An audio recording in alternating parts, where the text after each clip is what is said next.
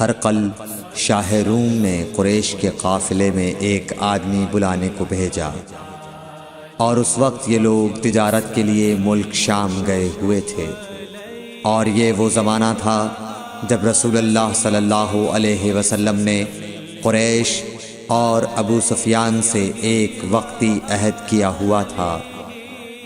جب ابو سفیان اور دوسرے لوگ ہرقل کے پاس ایلیا پہنچے جہاں ہرقل نے دربار طلب کیا تھا، اس کے گرد روم کے بڑے بڑے لوگ، علماء، وزراء و امراء بیٹھے ہوئے تھے۔ ہرقل نے ان کو اور اپنے ترجمان کو بلوایا، پھر ان سے پوچھا کہ تم میں سے کون شخص مدعی رسالت کا زیادہ قریبی عزیز ہے؟ ابو سفیان کہتے ہیں کہ میں بول اٹھا کہ میں اس کا سب سے زیادہ قریبی رشتہ دار ہوں۔ یہ سن کر ہرقل نے حکم دیا کہ اس ابو سفیان کو میرے قریب لا کر بٹھاؤ اور اس کے ساتھیوں کو اس کی پیٹھ کے پیچھے بٹھا دو۔ پھر اپنے ترجمان سے کہا کہ ان لوگوں سے کہہ دو کہ میں ابو سفیان سے اس شخص یعنی محمد صلی اللہ علیہ وسلم کے حالات پوچھتا ہوں، اگر یہ مجھ سے کسی بات میں جھوٹ بول دے تو تم اس کا جھوٹ ظاہر کر دینا۔ ابو سفیان کا قول ہے کہ خدا کی قسم اگر مجھے یہ غیرت نہ آتی کہ یہ لوگ مجھ کو جھٹلائیں گے تو میں آپ صلی اللہ علیہ وسلم کی نسبت ضرور غلط گوئی سے کام لیتا۔ خیر، پہلی بات جو ہرقل نے مجھ سے پوچھی وہ یہ کہ اس شخص کا خاندان تم لوگوں میں کیسا ہے؟ میں نے کہا وہ تو بڑے اونچے عالی نسب والے ہیں۔ کہنے لگا اس سے پہلے بھی کسی نے تم لوگوں میں ایسی بات کہی تھی؟ میں نے کہا نہیں۔ کہنے لگا اچھا اس کے بڑوں میں کوئی بادشاہ ہوا ہے؟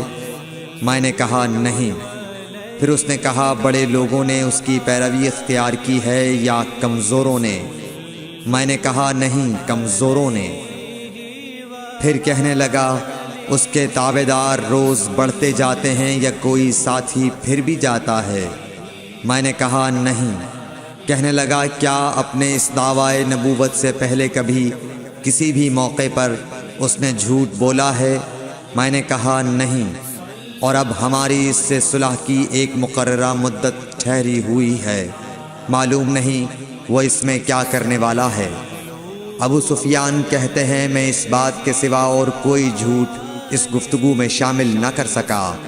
ہرقل نے کہا کیا تمہاری اس سے کبھی لڑائی بھی ہوئی ہے؟ ہم نے کہا کہ ہاں۔ بولا پھر تمہاری اور اس کی جنگ کا کیا حال ہوتا ہے؟ میں نے کہا لڑائی ڈول کی طرح ہے، کبھی وہ ہم سے میدان جنگ جیت لیتے ہیں اور کبھی ہم ان سے جیت لیتے ہیں۔ ہرقل نے پوچھا وہ تمہیں کس بات کا حکم دیتا ہے؟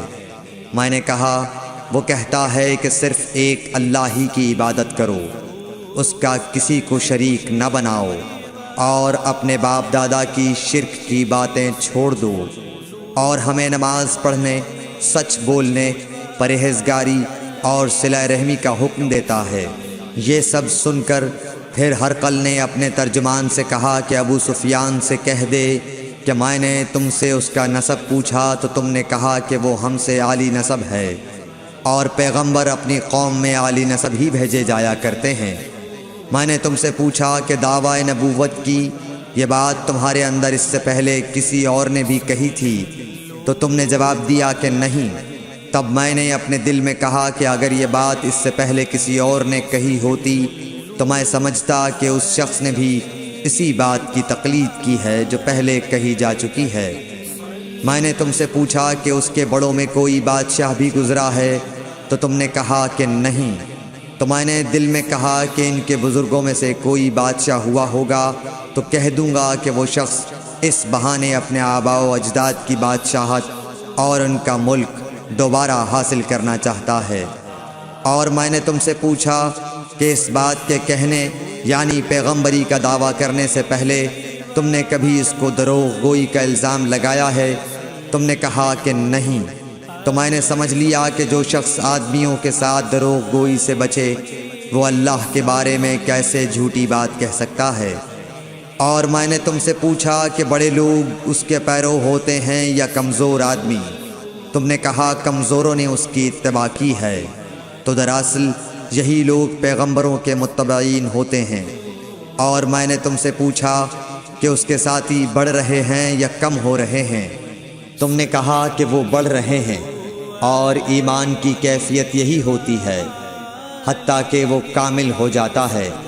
اور میں نے تم سے پوچھا کہ آیا کوئی شخص اس کے دین سے ناخوش ہو کر مرتد بھی ہو جاتا ہے؟ تم نے کہا نہیں۔ تو ایمان کی خاصیت بھی یہی ہے، جن کے دلوں میں اس کی مسرت رچ بس جائے وہ اس سے لوٹا نہیں کرتے۔ اور میں نے تم سے پوچھا کہ آیا وہ کبھی عہد شکنی کرتے ہیں؟ تم نے کہا نہیں۔ پیغمبروں کا یہی حال ہوتا ہے، وہ عہد کی خلاف ورزی نہیں کرتے۔ اور میں نے تم سے کہا کہ وہ تم سے کس چیز کے لیے کہتے ہیں؟ تم نے کہا کہ وہ ہمیں حکم دیتے ہیں کہ اللہ کی عبادت کرو، اس کے ساتھ کسی کو شریک نہ ٹھہراؤ، اور تمہیں بتوں کی پرستش سے روکتے ہیں، سچ بولنے اور پرہیزگاری کا حکم دیتے ہیں۔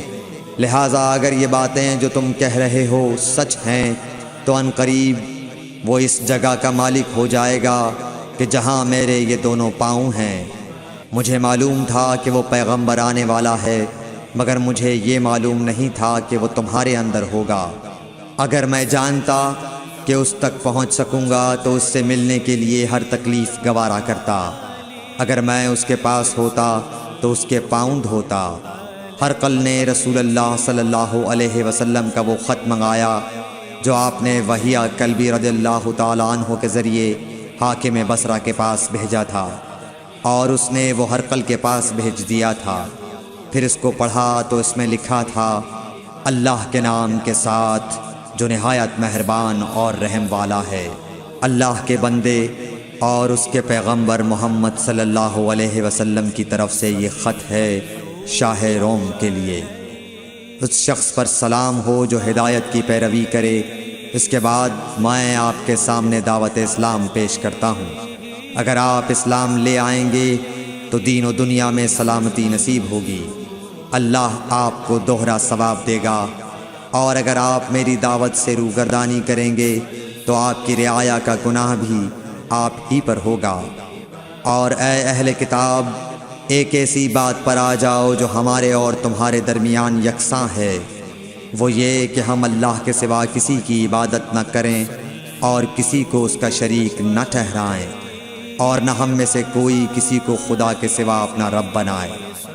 پھر اگر وہ اہل کتاب اس کتاب سے منہ پھیر لیں تو مسلمانوں، تم ان سے کہہ دو کہ تم مانو یا نہ مانو، ہم ایک خدا کے اطاعت گزار ہیں۔ ابو سفیان کہتے ہیں، جب ہرقل نے جو کچھ کہنا تھا کہہ دیا اور خط پڑھ کر فارغ ہوا تو اس کے ارد گرد بہت شور و غوغا ہوا، بہت سی آوازیں اٹھیں اور ہمیں باہر نکال دیا گیا۔ تب میں نے اپنے ساتھیوں سے کہا کہ ابو کبشہ کے بیٹے حضرت صلی اللہ علیہ وسلم کا معاملہ تو بہت بڑھ گیا۔ دیکھو تو اس سے بنی اصفر روم کا بادشاہ بھی ڈرتا ہے۔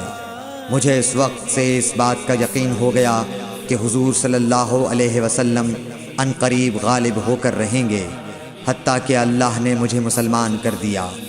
راوی کا بیان ہے کہ ابن ناطور ایلیا کا حاکم ہرقل کا مصاحب اور شام کے نصارہ کا لاٹ پادری بیان کرتا تھا کہ ہرقل جب ایلیا آیا ایک دن صبح کو پریشان اٹھا تو اس کے درباریوں نے دریافت کیا کہ آج ہم آپ کی حالت بدلی ہوئی پاتے ہیں، کیا وجہ ہے؟ ابن ناطور کا بیان ہے کہ ہرقل نجومی تھا، علم نجوم میں وہ پوری مہارت رکھتا تھا۔ اس نے اپنے ہم نشینوں کو بتایا کہ میں نے آج رات ستاروں پر نظر ڈالی تو دیکھا کہ ختنہ کرنے والوں کا بادشاہ ہمارے ملک پر غالب آ گیا ہے۔ بھلا اس زمانے میں کون لوگ ختنہ کرتے ہیں؟ انہوں نے کہا کہ یہود کے سوا کوئی ختنہ نہیں کرتا، سو ان کی وجہ سے پریشان نہ ہوں۔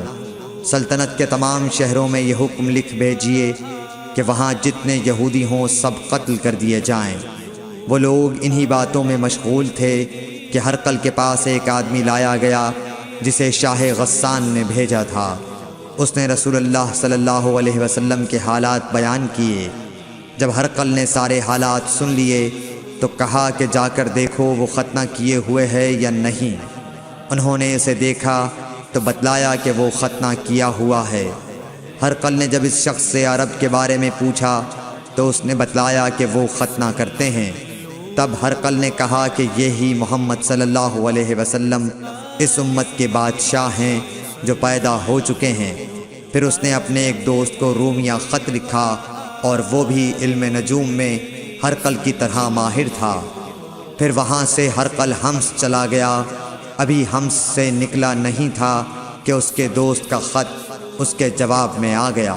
اس کی رائے بھی حضور صلی اللہ علیہ وسلم کے ظہور کے بارے میں ہرقل کے موافق تھی کہ محمد صلی اللہ علیہ وسلم واقعی پیغمبر ہیں۔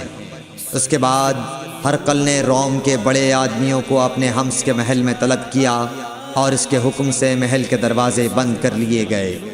پھر وہ اپنے خاص محل سے باہر آیا اور کہا، اے روم والو، کیا ہدایت اور کامیابی میں کچھ حصہ تمہارے لیے بھی ہے؟ اگر تم اپنی سلطنت کی بقا چاہتے ہو تو پھر اس نبی صلی اللہ علیہ وسلم کی بیعت کر لو اور مسلمان ہو جاؤ۔ یہ سننا تھا کہ پھر لوگ وحشی گدھوں کی طرح دروازوں کی طرف دوڑے مگر انہیں بند پایا۔ آخر جب ہرقل نے اس بات سے ان کی یہ نفرت دیکھی اور ان کے ایمان لانے سے مایوس ہو گیا تو کہنے لگا کہ ان لوگوں کو میرے پاس لاؤ۔